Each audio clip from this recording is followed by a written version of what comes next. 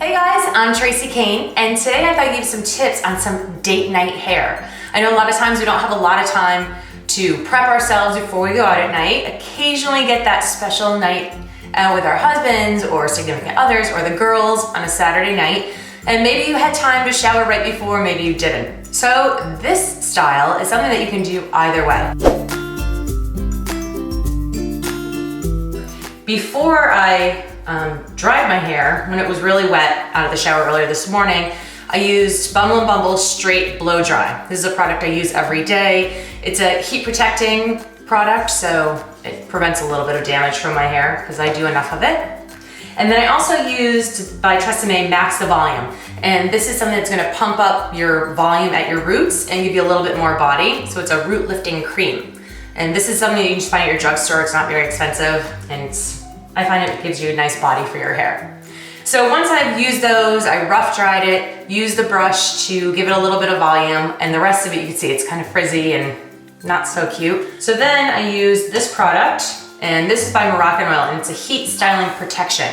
And the reason I like this product is because one, it protects your hair from the curling iron, but also it is, it kind of holds the curl in my hair better. It makes it last longer, or else the curl would pretty much fall out after an hour or two.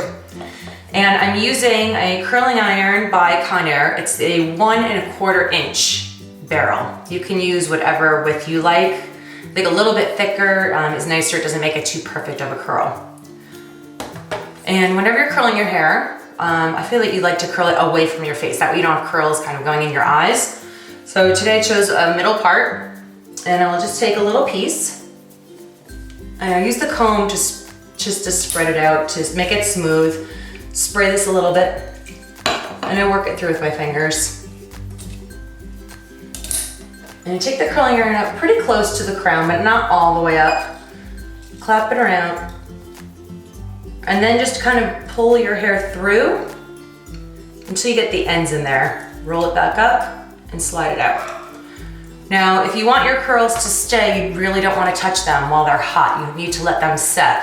If you curled it and it was too hot or too curly, then go ahead and pull on it and it'll release some of that curl. And then you're just gonna want to continue on. And actually what I do sometimes is just when I have a larger area, spray the whole area. It saves a little bit of time. If you hear barking, that's just Sully. He wants to be part of the video too. And then I kind of change what layer, where I take the curling iron up to. Doesn't really matter, you don't want it perfect because then it gets too news anchory hair. That's what I like to call it when it's too curly.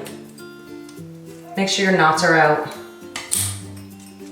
You're just gonna continue around your head. I usually go halfway to the back on one side and then pick up on the other side in the front.